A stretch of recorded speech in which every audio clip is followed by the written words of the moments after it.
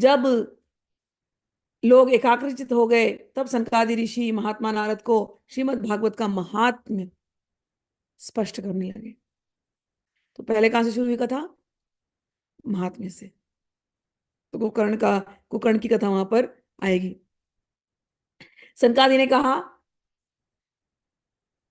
अब हम आपको इस भागवत शास्त्र की महिमा सुनाते हैं। इसके श्रवण मात्र से मुक्ति हाथ लग जाती है। सदा सेव्या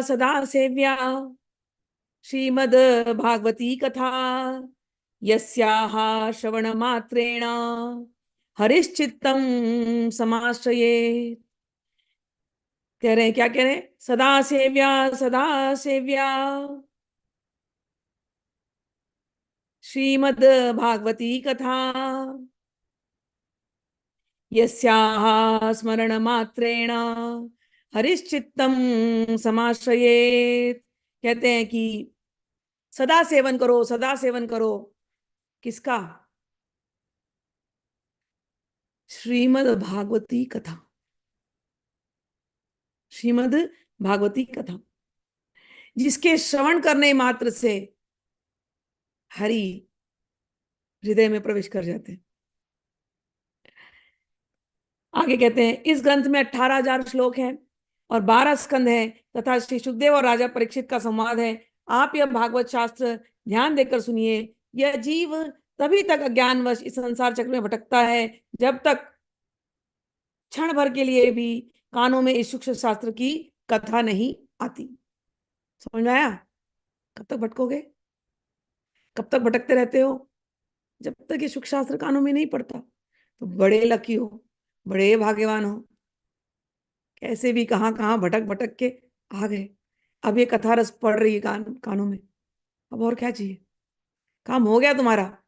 जो जो तुमने साधनाएं करी थी भोग और मोक्ष के लिए, सबका फल अब तुमको मिल रहा है।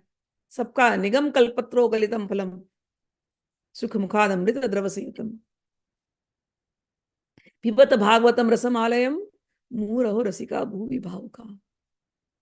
सारे निगम कल्पत्रु का जो फल है, जो शुक भगवान के मुख से चखा हुआ जो अमृत है, कथा अमृत द्रव्य है, ये इसको तुम्हें मिल रहा है। अभी किसके मुख से मिल रहा है? अभी तो सनकादियों के मुख से मिल रहा है। सोच रहे हो तुम्हारा भाग्य कैसा है? डायरेक्टली वहां से। तो कहते हैं, जिस घर में, सुनो बड़ी बड़ी अच्छी सुंदर सुंदर बात करें, बहुत से शास्त्र और पुराण सुनाने से क्या लाभ है? इससे तो व्यर्थ का भ्रम बढ़ता है। मुक्ति देने के लिए तो एकमात्र भागवत शास्त्र ही गरज रहा है। एकम भागवतम शास्त्रम मुक्तिदा अनेन गर्जति। कि सबके ऊपर है, ये शेर है। कल कल हमने श्रवण किया था। भागवत क्या है? सिंहनाद है। सब कोई भाग जाए, इसके इसके सामने कोई खड़ा ही नहीं रह सकता। कहते हैं, जिस घर में नित्य प्रति श्रीमद् भागवत की कथा होती है, अभी आप लोगों के घर में हो रही है, वह तीर्थ रूप हो जाता है। और जो लोग उसमें रहते हैं, आप लोग सुन रहे हो, आपके घरों के लोगों को भी उनके सारे पाप नष्ट हो जाते हैं। हजारों अश्वमेध और सैकड़ों वाजपेयी यज्ञ इस सुख शास्त्र कथा का 16वां अंश भी नहीं हो सकता। कौन बोल रहे हैं? सनकादि मुनि। कुमारा उचुहु। तपोधनो, जब तक लोग अच्छी तरह श्रीमद् भागवत का श्रवण नहीं करते, तभी तक उनके शरीर में पाप निवास करते हैं। फल की दृष्टि से इस सुख शास्त्र, इसको सुख शास्त्र कहते हैं, सुख संहिता कहते हैं, एक और नाम है इसका, सुख संहिता, सुख शास्त्र, श्रीमद् भागवत पुराण, श्रीमद् भागवतम।